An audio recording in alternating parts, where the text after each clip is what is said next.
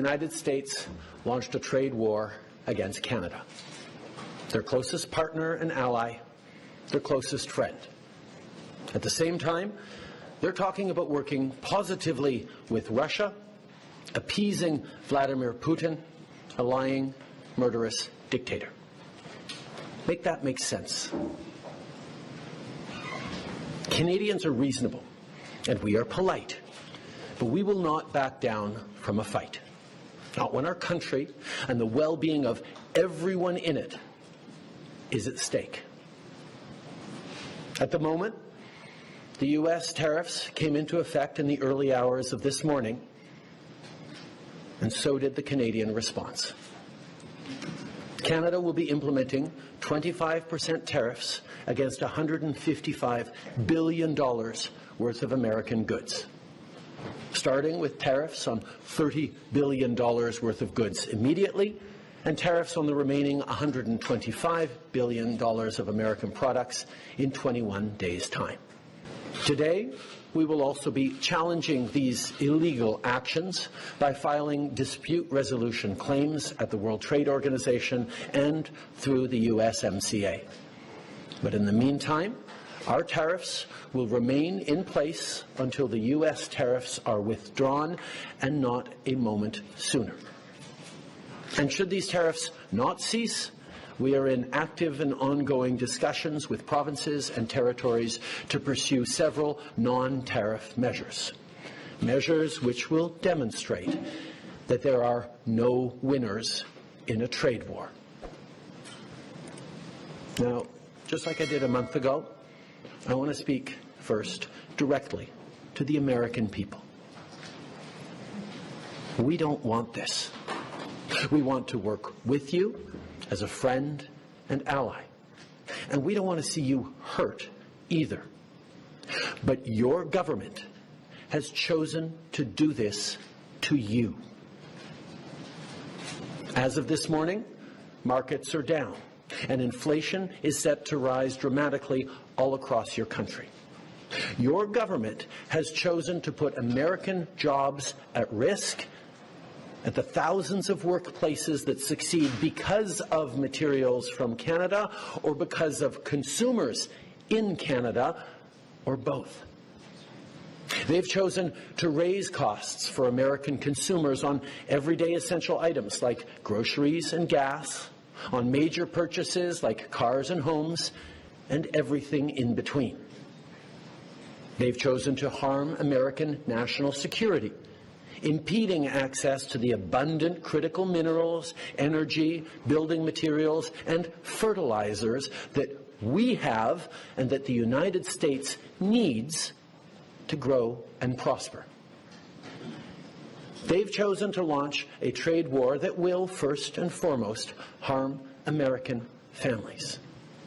They've chosen to sabotage their own agenda that was supposed to usher in a new golden age for the United States. And they've chosen to undermine the incredible work we've done together to tackle the scourge that is fentanyl, a drug that must be wiped from the face of the earth.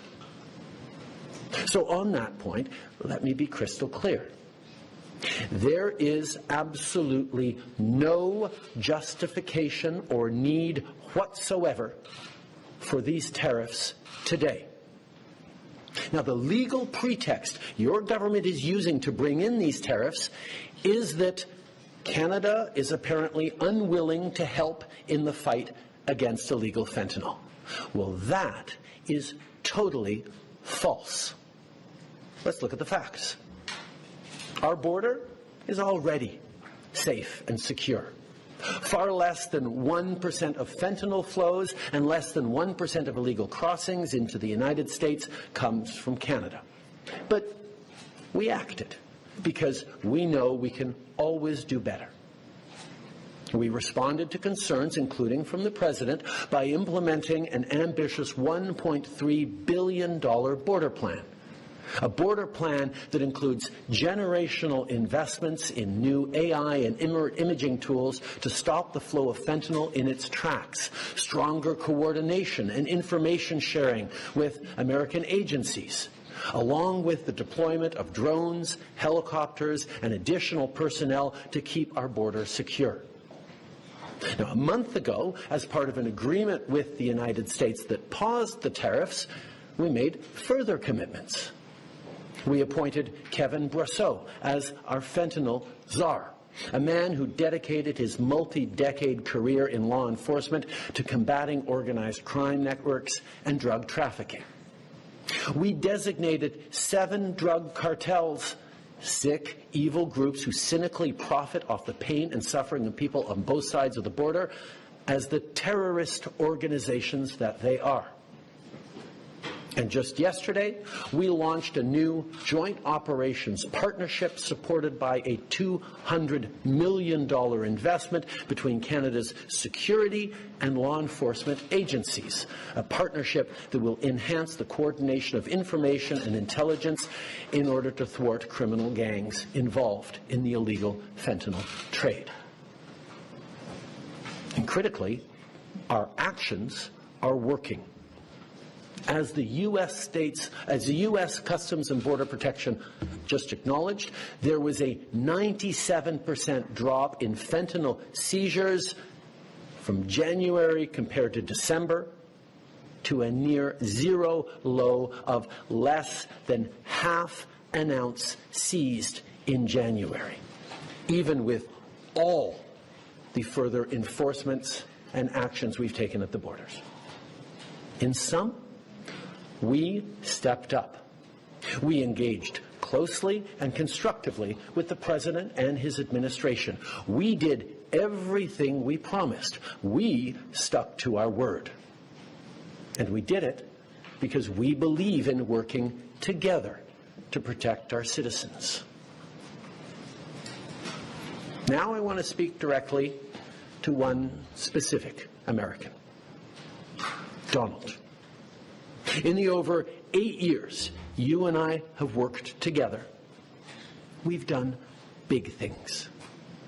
We signed a historic deal that has created record jobs and growth in both of our countries. We've done big things together on the world stage, as Canada and the U.S. have done together for decades, for generations. And now we should be working together to ensure even greater prosperity for North Americans in a very uncertain and challenging world. Now, it's not in my habit to agree with the Wall Street Journal, but Donald, they point out that even though you're a very smart guy, this is a very dumb thing to do. We two friends fighting is exactly what our opponents around the world want to see. And now, to my fellow Canadians, I won't sugarcoat it. This is going to be tough, even though we're all going to pull together, because that's what we do. We will use every tool at our disposal so Canadian workers and businesses can weather this storm. From expanding EI benefits and making them more flexible to providing direct supports to businesses, we will be there as needed to help. But Canada, make no mistake, no matter how long this lasts, no matter what the cost, the federal government and other orders of government will be there for you. We will defend Canadian jobs. We will take measures to prevent predatory behavior that threatens Canadian companies because of the impacts of this trade war, leaving them open to takeovers. We will relentlessly fight to protect our economy. We will stand up for Canadians every single second of every single day, because this country is worth fighting for. Now, we've been through tough spots before. But every time we've faced long odds and seemingly insurmountable obstacles, we've not only survived, we've emerged stronger than ever. Because when it comes to defending our great nation, there is no price we all aren't willing to pay. And today is no different.